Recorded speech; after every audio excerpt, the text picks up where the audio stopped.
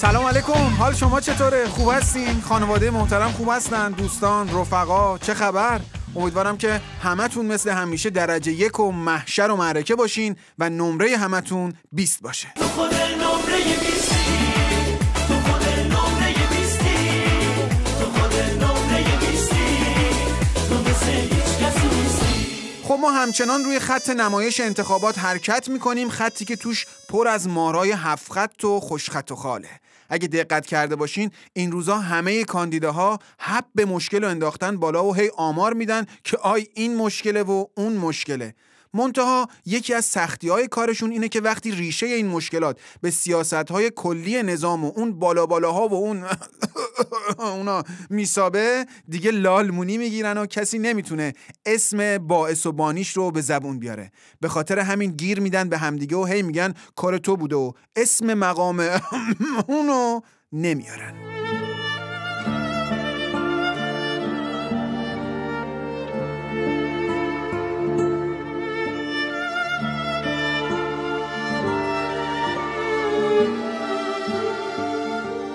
شیخ حسن روحانی تو روز کارگر رفت سر قبر امامش تا یه نمایشی ترتیب بده و خودشو بچسبونه به امام دجال و کارگرا، اما نشد که بشه. کارگرا یه صدا شعار دادن که عزاست امروز، روز عزاست امروز، زندگی کارگر روی هواست امروز.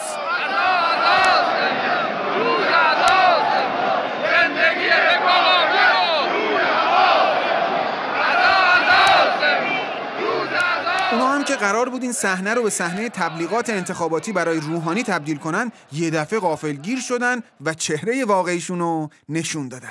بدان که دهان تو توسط نیروی کار خورد خواهد شد. دهنتون رو خورد میکنم؟ اعتدالتون از پهنا تو حلقم.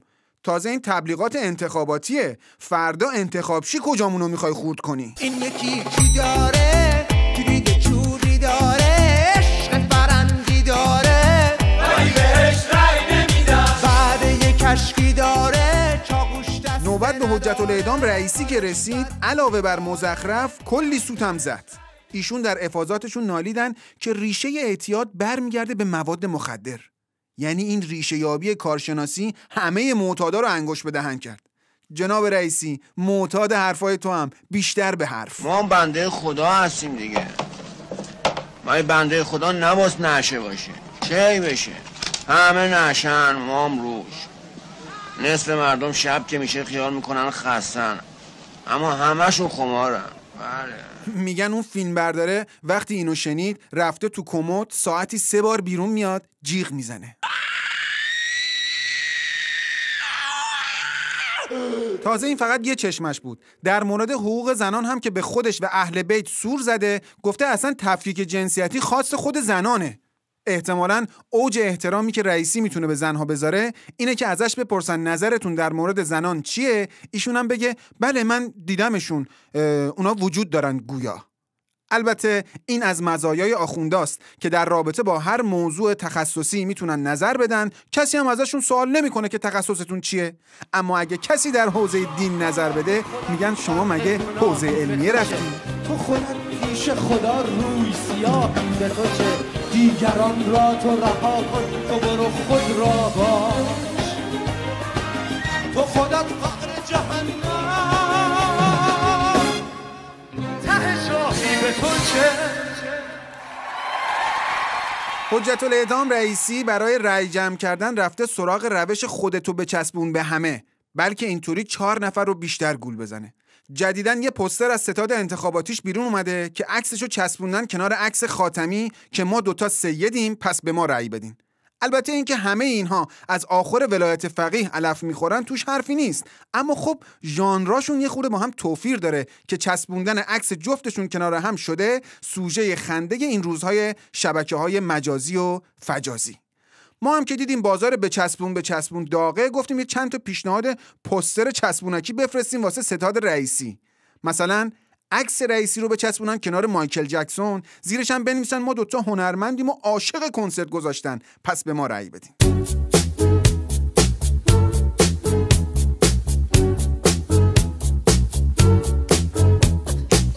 She was more like a beauty queen from a movie scene.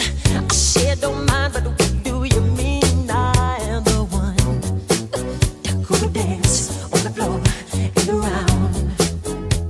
مثلا عکس رئیسی رو با شورت ورزشی رو فتوشاپ کنن بچسبونن وسط کریم بنزما و کریم باقری، زیرش هم بنویسن به ما فوتبالیستا رأی بدید. تو با میفرسته روی دروازه و حالا تیر دروازه. کی به کیه؟ فتوشاپ کن، بچسبون و رأی جمع کن. البته بهترین گزینه اینه که بذارنش کنار خمینی، زیرش هم بنویسن آیت الله قتل عام و امام قتل عام یهویی. یه عکس یادگاری که خودتم نداری، شده رفیق شبها وقتی که خیلی تنهام، میگیرمش رو برو بازم میشی. رئیسی چند وقت پیش از حول حلیم انتخابات افتاد تو دیگ خالی بندی و وعده 5 میلیون شغل رو داده بود. از بالا گویا بهش گفتن که اوی آرومتر حیوان، توقع مردم رو بالا نبر و در حد خودت خالی ببند. بعد تو وعده جدیدش گفته نه بابا 5 میلیون زیاده، اشتباه گفتم، ما تو دولت کار و کراهت فقط 1 میلیون شغل ایجاد میکنیم. حالا با این دنده معکوسی که رئیسی تو وعده هاش کشیده، احتمال زیاد وعده های دیگه‌ش هم یواشتر میکنه. مثلا قبلا وعده داده بود مشکل ازدواج جوانها رو برطرف میکنه، همین امروز فرداست که بیاد بگه ما تا خواستگاری پایه‌ایم، بقیه‌اش با خودتون. یا اینکه کلی وعده برای حل مشکل مسکن داده بود، همین امروز فرداست که بیاد بگه نه، من منظورم مسکن برای گورخواب‌ها بوده، قبرا رو می‌خوایم زیاد کنیم. یه عمری وعده بیجا میدی، وعده امروز رو به فردا میدی، یه روزی آخرش میشی پشیمون از این فریبی که به دل ها میدی، از این فریبی که به دل ها میدی. آقا آبراهام دراکولا توی فجازی هم ترکونده ها. نمونهش یه توییت کرده که هر کدام از شما مردم خود را ستاد ببینید، ما پولی در بساط نداریم و امیدواریم خیر و صلاح ملت رقم بخورد. حالا شما بشنوید از کامنت ها. آج آقا یه شماره کارت بده 50 تا من کارت به کارت کنم، خیلی داغونی، دلم خون شد. اگه بگی برنامه نداری باز یه چیزی. آج آقا شما که جیبتون با آستان قدس وصله، شما دیگه چرا؟ بابا دروغم میخوای بگی درست بگو. 10% از کل پول آستان رو طبق مصوبه مزخرف دزدا کی میزنه به جیب گشادش؟ تو پول نداری بعد عبای کشمیر میپوشی؟ همین چند ساعت پیش میدون احمدآباد بودم، اتفاقا بساط پروپیمونی داشتی. خونه سعادت آباد تهرانتون رو بفروشین. پس کی پول اون همه عکاس و فیلم بردار روز ثبت نام و همه سفرا رو میداد؟ دروغم میخوای بگی؟ یه چیزی بگو بگنجه. شما که تریلی آرد تبرک توزیع میکنید، در بساط نداری؟ آقای رئیسی از کجا فیلتر شکن میارین توییت میکنید؟ تو رو خدا یه لینک از فیلتر شکنتون رو هم به ما بدید. پول که هیچی، برنامه هم نداریم. سردار خالیباف که از روز اول هیچی برای گفتن نداشت، رقم 4% و 96% رو گرفت و کشون توی شوی انتخابات و الان هر جا که میشینه هی میگه شما 4% پولدارا، ما 96% بدبختا، شما 4% پولدارا، ما 96% بدبختا. بس بابا فهمیدیم. فقط سردار خالیبند بگو ببینم این 4% پولدارا حالا کی هستن؟ بگو بلکه لااقل ما هم بیشتر در جریان قرار بگیریم.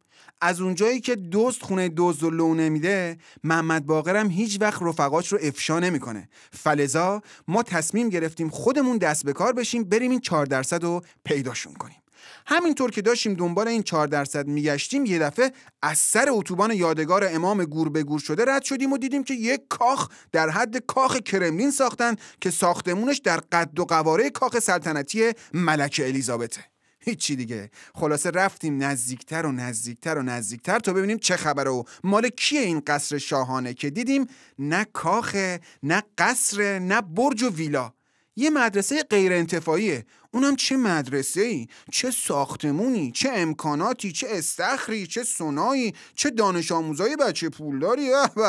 به کلن آجر به آجر و نیمکت به نیمکت مدرسه داشتن فاصله طبقاتی رو داد می‌زدن. کنجکاو شدیم و جلوتر رفتیم که ببینیم مال کی هست حالا این کاخ مدرسه غیر انتفاعی، که دیدیم به مدرسه واسه یه آقازاده است. اونم چه آقازاده‌ای، الیاس خان قالیباف. شما 4%، ما 96%. اگه تو بمونی پیشم پشتم گرمه، یه وقت نری دیوونه میشم پشتم گرمه. اگه تو بمونی پیشم پشتم گرمه، یه وقت نری دیوونه میشم پشتم گرمه. شاید پس تابستون. شما شنوندگان عزیز رو نمیدونم، اما من به شخصه معتقدم که هر کدوم از این 6 تا دلقک سیرک انتصابات رو به دلیلی و از دلایلی تایید صلاحیت کردن. واسه رژیم مهمتر از هر چیزی اینه که مردم با سلایق مختلف پای صندوق سیرک بیان و این وظیفه این 6 تا دلقکه. مثلا قالیباف رو علم کردن که بیاد مخالفای شیخ حسن رو بکشه پای صندوق، یا هاشمی تبا رو تایید صلاحیت کردن که ورزشکارا رو بکشونن پای صندوق. جهانگیری هم کاندیدا کردن که مخالفین عمل زیبایی بیان رأی بدن. و در آخر این میرسلیم رو هم تایید صلاحیت کردن تا اینایی که احساس متفاوت بودن دارن بیان رأی بدن. مثلا اینایی که موسیقی مورد علاقهشون یک گروه راک آفریقاییه، یا اینایی که ریششون رو بلند میکنن از وسط هم فرق میذارن تو ریششون و هر طرف رو به یک گوششون وصل میکنن، یا اونایی که بازیگر مورد علاقهشون شاهرخ خان از بالیووده.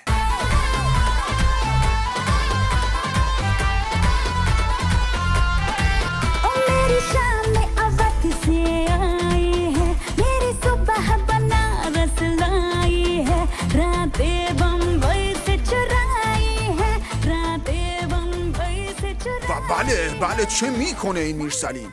تو گفتگوی رادیوییش گفته که من از تجاربم در فدراسیون غریق نجات استفاده میکنم تا کشور رو نجات بدم.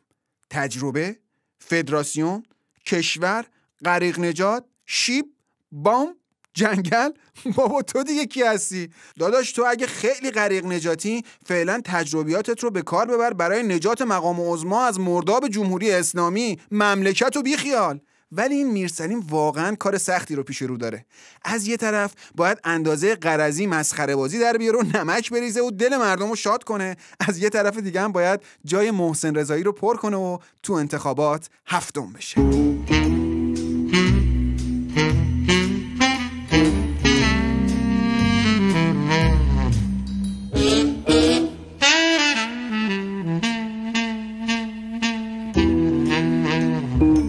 عجب آهنگی. این نوستالژی صورتی چند نسل پشت همه چیز شاهکاره.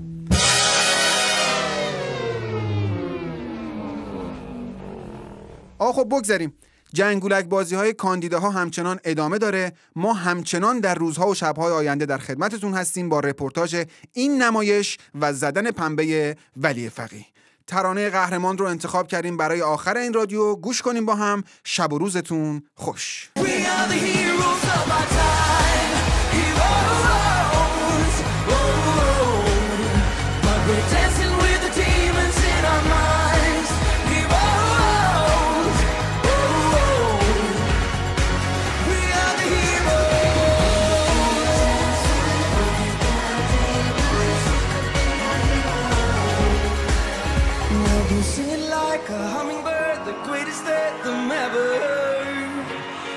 Sing together. We are the heroes of our